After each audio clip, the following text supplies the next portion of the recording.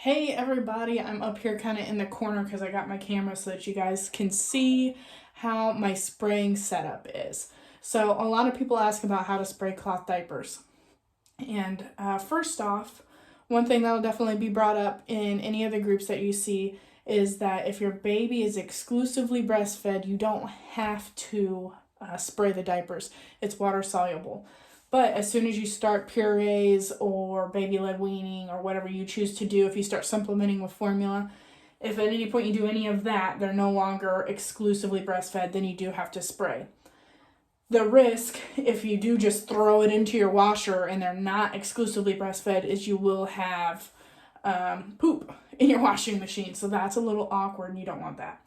So any baby that is on any amount of solid foods, formula, anything like that, you are gonna most likely have to spray at least a little bit. Now, some people do use liners. If you're not familiar with liners, it looks kind of like a dryer sheet. And when you put your diaper on your baby, you put the dryer sheet in between the baby and the diaper, and it kind of sits like a maxi pad would. And then when they go to the bathroom, when they poop, the liquid goes through and it gets absorbed by the insert, but then the solid stuff sits on top. So once you take the diaper off of them, you can take that liner and throw it away. And there are some that people wash. Some people have like fleece liners and stuff like that they make out of blankets from Walmart, dirt cheap.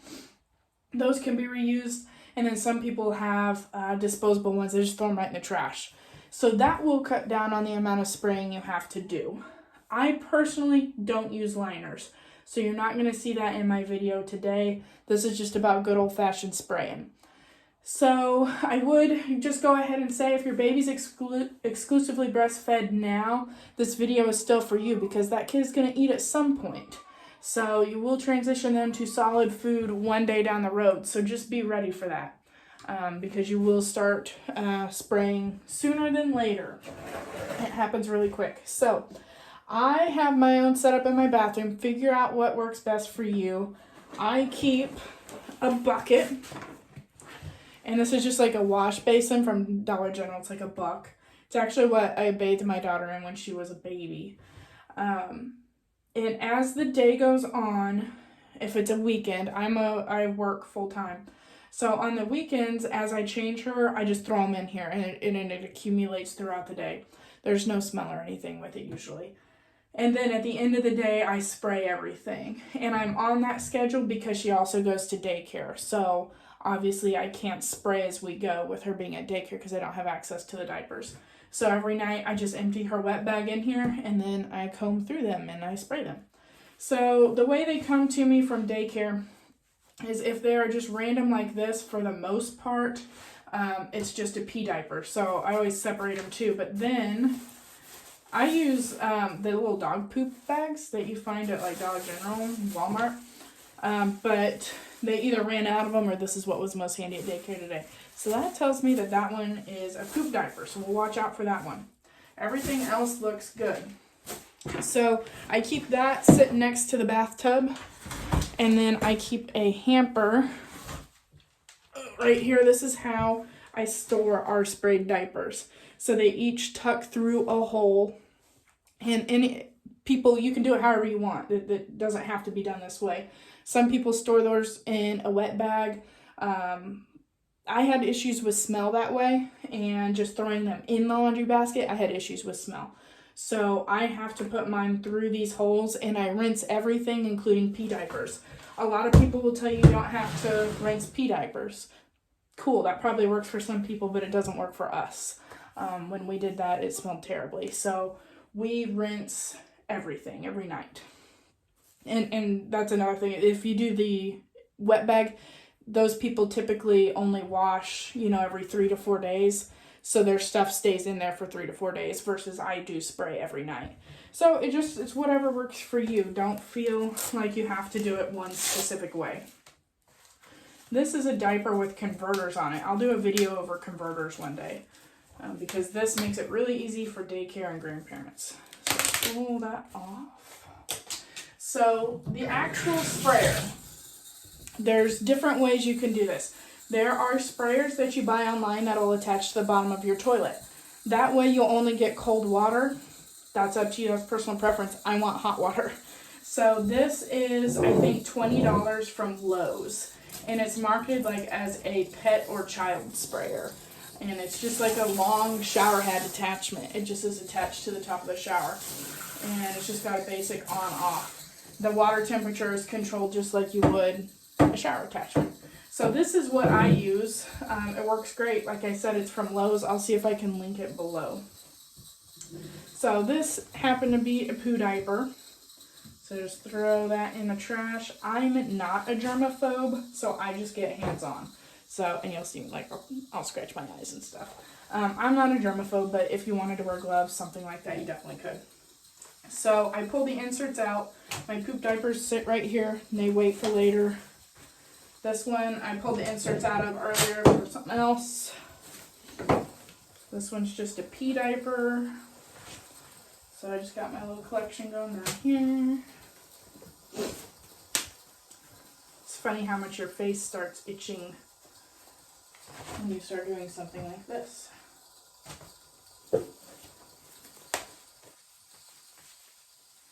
And like I said, I work full time, and this is just a part of my nightly routine. It probably only takes me 10 minutes or something like that. It's not bad. We've done it through the stomach flu. We've done it through a million rounds of antibiotics. And I find plenty of time to do it. So I see moms sometimes, you know, they talk about either working from home or working outside the home, stuff like that, and they're worried, am I going to have enough time? You'll have enough time. You just got to make the time and find a routine that works for you. Like right now, my husband's doing dishes and stuff like that, so we just tag team it, and that's what works for us. So you just got to find what works for you. All right. So what I do then is I go through and I spray all the pee diapers and all the inserts, and I just rinse them. I'm not necessarily getting anything off of them. I'll show you that the inserts they're not going to come completely clean. You're just kind of knocking the most of the pee off so you don't get that smell later. So it's just a quick rinse. Just like this. Nothing fancy. I got good hot water so that it doesn't drive me crazy. And then as far as the inserts, I typically just lay them in place down here and spray them. And I'll do one side, flip them over. And you can see it's still, you know, it still has the poop on it. That's fine. I'm just trying to knock the basics off. There's not going to be any big solids on here or anything like that. This one's just got a lot of pee on it. I don't know if you can tell, but it's just a little bit yellow. So that's one that we're just going to rinse some of the pee out. And then that way, while it sits in here over the next 2 to 3 days, that's how often I wash, it won't smell. So we'll go through and do those. It's just a quick rinse, just a down and dirty, nothing to it. So I'll do the rest there, and we'll move to some poop diapers. So here on the outside of the PUL, I got just a little bit. So we'll rinse that. Now when you're spraying, the rule of thumb is to get anything that is 3D. So you want anything 3D off. And my kid happens to be on antibiotics right now, so this is diarrhea, so it's going to be a little bit harder to get off. You'll see it'll just take a little bit of time. And you're not going to get everything, and that's fine, but you just want to make sure you get the bulk of it. You want to get the 3D off. And honestly, I think in time you'll see that's pretty satisfying. Normally when I'm in here, I put a playlist on. I like classic rock, listen to classic rock. I find a podcast. I follow a lot of blogger families, so I'll listen to stuff like that. Sometimes my husband will come in and talk. I have my baby monitor set up on the counter over here, so I can see that as well. She's down for the night. I always do this right after she lays down. So this is what I do while she's falling asleep. And if you get some of these stubborn spots like this, just move it around, try it from a different angle. It all comes off in time.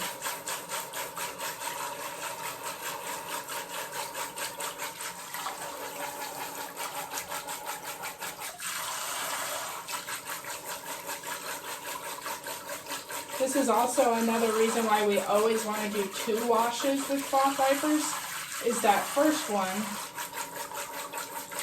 is going to be washed with somewhat dirty water. You know, obviously when you put them in there, it's clean water when it first starts, but as they agitate and move around, it's going to get dirty water. So you'll do the first wash with all the dirty stuff that's going to get the bulk of this out in your washing machine. And then you run a second wash, and that should be all clean water with relatively clean-ish diapers. So you'll always do those 2 washes for this reason.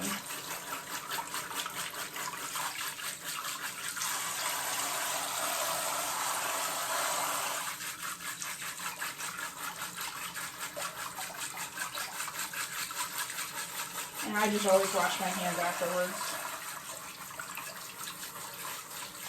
Sometimes you gotta separate the elastic out a little bit.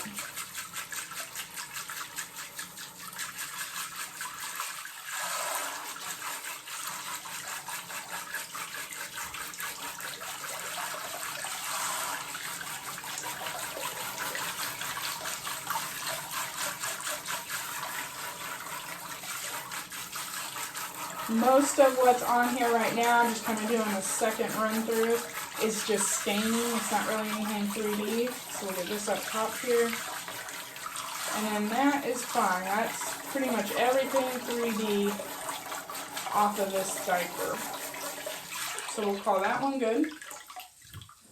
Goes back in the bathtub, and I'll do one more. I will say when you're doing diarrhea like this, the quicker you can get to it, the easier it is. Normal poop doesn't seem to matter, but diarrhea, the longer it sits, you spend more time spraying. So this is definitely taking longer than normal, but it's still not bad. And if you're needing 10 minutes to yourself, no one's going to come bug you when you're spraying poop. No one's worried about talking to you then, so definitely some time to yourself. So this one came good. Perfect. So put the toilet down, flush it, and then I always go through and I Lysol wipe that just in case. And after that, I still have a couple inserts that once we're done here I'm going to spray, but I just wanted to show you where we're at in the process. So I go ahead and I wring these out, and you do want to be careful when you wring cloth diapers. You don't want to be real aggressive with it. It's more like a bunch and squeeze because you don't want to stress the elastics. So I'm not like actually twisting them, I'm just kind of squeezing them and wadding them up. Just like that. Same thing with the inserts, you don't have to worry. You can wring inserts, that's not a bad thing on them. So get those for the most part wrung out.